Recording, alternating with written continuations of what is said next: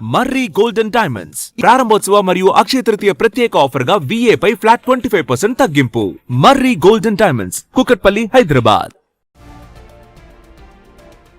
సామాన్యుల ఆశల్ని పెట్టుబడిగా మార్చుకుని మైక్రో ఫైనాన్స్ పేరుతో వందల కోట్ల రూపాయల దందాకు తెరలేపిన కేటుగాడు రమావత్ మధు ఎట్టకేలకు పోలీసులకు చిక్కాడు. మార్కెటింగ్ రంగంలో ఉంటూ చిన్న పనులు చేసుకునే స్థాయి నుంచి బెంచ్ కార్లు, విలాసవంతమైన భవంతులు, పబ్బులు, స్పా సెంటర్లే సామ్రాజ్యంగా ఎదిగిన మధు అసలు రంగు బయటపడింది. అధిక లాభాల ఆశ చూపి పేద మధ్యతరగతి ప్రజల నుండి వేల రూపాయల నుండి కోట్ల వరకు వసూలు చేసి ఆ సొమ్ముతో విలాసవంతమైన జీవితాన్ని గడుపుతూ బాధితులను నట్టేట ముంచాడు. ఈ క్రమంలోనే నల్గొండ జిల్లాకు చెందిన సరియా నాయక్ అనే వ్యక్తి ఆత్మహత్య చేసుకోవడం ఈ స్కామ్ బయటపడింది.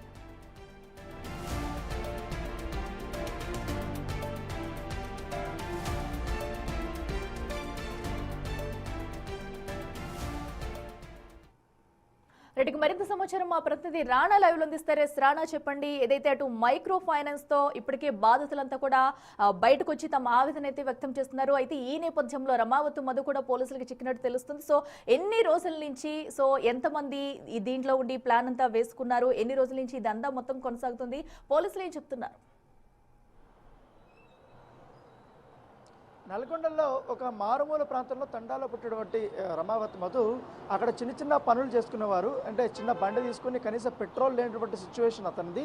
సో అక్కడ అలాంటి పనులు చేసుకుంటూ పరిచయాలు బాగా పెంచుకుంటూ తర్వాత మార్కెటింగ్ సంబంధించిన రంగంలోకి వెళ్ళారు. తర్వాత చిన్న చిన్న ప్రోడక్ట్లని అతను అమ్మడం కానీ అక్కడ ఎక్స్పీరియన్స్ అయిన తర్వాత ఈ మైక్రో ఫైనాన్స్ సంబంధించినటువంటి ఐడియా వచ్చినట్టుగా సమాచారం అవుతుంది. మైక్రో ఫైనాన్స్ కొంతమందితో కూడా పెట్టుకొని అతను పెద్ద ఎత్తున కూడా తండాల నుంచి కానీ అతని సామాన్య ప్రజల నుంచి కూడా తమకు మొదటగా తను బాగా తెలిసినటువంటి వ్యక్తుల్ని తను ఎంచుకున్నాడు. వాళ్ళ దగ్గర నుంచి ₹1,00,000 వసూలు చేశారు. తర్వాత దాదాపు 3 నెలల పాటు 4 నెలల పాటు వాళ్ళకి అధిక డబ్బులు ఇస్తూ, అంటే వడ్డీ ఇస్తూ కాలం వెల్లగిస్తారు. తర్వాత అట్లా ఒకరు ఇంకొకరిని జాయిన్ చేయించడము, తర్వాత ఇంకొకరు ముగ్గురిని జాయిన్ చేయించడము, ఇట్లా వందల మంది కూడా జాయిన్ అయిపోయారు. ఒక్కసారిగా కూడా ఆ సిచ్యువేషన్ ఎట్లయిందంటే మైక్రో ఫైనాన్స్కి లిక్విడ్ క్యాష్ కొన్ని వందల కోట్ల రూపాయల వరకు కూడా వెళ్ళిపోయినటువంటి పరిస్థితి. సో ఆ డబ్బులంతా కూడా తన విలాసాలకి బాగా వాడుకొని తనతో ఉన్నటువంటి బంధువులు కానీ అలాగే తన స్నేహితులు కానీ వాళ్ళతో కూడా పెద్ద ఎత్తున కూడా పెట్టుబడులు వేరే తోటలో పెట్టిస్తుంటూ కూడా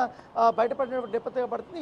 ఈ కోవలోనే ఈ మైక్రో ఫైనాన్స్ సంబంధించిన అంశంలో గతంలో చాలామంది డబ్బులు కట్టేస్తారు కాబట్టి ఈ లెక్కలు తారుమారవడము, తర్వాత చూసుకోలేకపోవడము, తర్వాత చాలామందికి చెల్లింపులు చేసుకోలేకపోవడము, ఇవంతా కూడా చాలా తీవ్రమైనటువంటి ఇబ్బందులు ఎదుర్కొన్నారు మధు.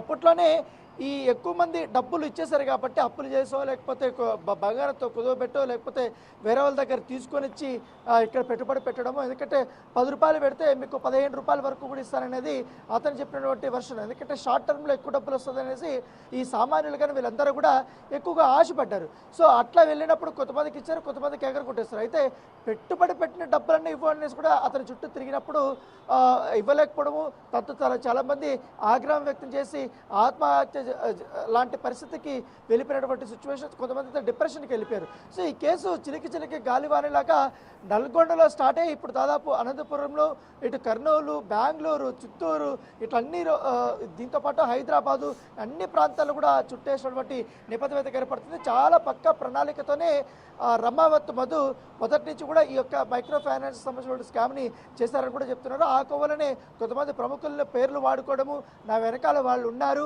సో మీరేం బయదరే పడాల్సిన అవసరం లేదు, నేను చేపట్టపోయినటువంటి సిమెంట్ ఫ్యాక్టరీ పనులు కానీ తర్వాత ఇటు స్పాలు కానీ పబ్బులు కానీ రియల్ ఎస్టేట్ వ్యాపారంలో కానీ మీకందరికీ కూడా మీరు పెట్టుబడులు పెట్టారు కాబట్టి ఒకవేళ రిటర్న్స్ తొందరగా రాకపోతే ఆ ప్లాట్స్ మీకు ఇస్తానని కూడా నమ్మబలికి మొదటగా తన స్నేహితుల్ని, తన కొలీగ్స్ని అతను టార్గెట్ చేసుకొని వారి నుంచి కూడా డబ్బులు వసూలు చేసినట్టుగా మనకు సమాచారం అవుతుంది. అయితే ఇక్కడే మంగ్లీ పేరు అనేది బయటపడింది. ఎందుకంటే ఒక నల్గొండలో జరిగినటువంటి ఒక కల్చరల్ ప్రోగ్రామ్కి మంగ్లీని చీఫ్ గెస్ట్గా పిలిచారు అక్కడ పాటలు పాడడానికి. అప్పుడు మంగ్లీతో బాగా పరిచయం అయింది.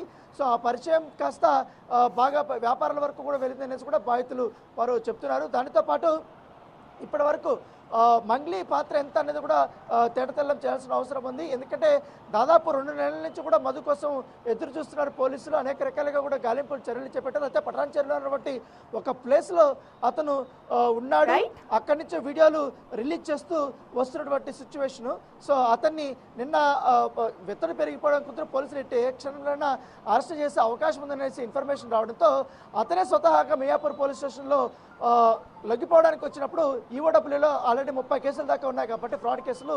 ఆ పోలీసులకు ఇన్ఫర్మేషన్ వచ్చింది. వెంటనే మియాపూర్లో అతన్ని అదుపులోకి తీసుకొని ఈఓడబ్ల్యూకి వచ్చినటువంటి పరిస్థితి కాబట్టి ప్రస్తుతం అయితే విచారణ కొనసాగుతుంది. మరి కాసేపట్లో 10 గంటలకు 11 గంటల ప్రాంతంలో అతన్ని కోర్టుకి తీసుకెళ్తారు, రిమాండ్ చేయబోతున్నారు. తర్వాత కస్టడీ పిటిషన్ వేసిన తర్వాత కస్టడీలో ఈ డబ్బులంతా ఏం చేశారు, 100 కోట్ల రూపాయలు చేశారు కాబట్టి ఇతను వెనుకున్నటువంటి అదృశ్య శక్తి ఎవరు, ఎట్లా డబ్బులు అంతా ఎక్కడెక్కడ పెట్టుబడులు పెట్టారు, ఎంతవరకు క్యాష్ ఇప్పటి వరకు అతని వద్ద దానిపై కూడా పూర్తిస్థాయి వివరాలు అనేది సేకరించాల్సిన అవసరం ఉంది. ఎగ్జాక్ట్గా అతని వద్ద మోసపోయినటువంటి బాధితులు ఎంతమంది ఉన్న దానిపై కూడా ఆ డేటా అనేది కూడా తీసుకోవాల్సినటువంటి అవసరం ఉంది. చూడాలి, ఇవాళంతా చాలా కీలకమైనటువంటి పరిణామాలు అయితే ఈ కేసులో చోటు చేసుకోబోతున్నాయి. అఖిల.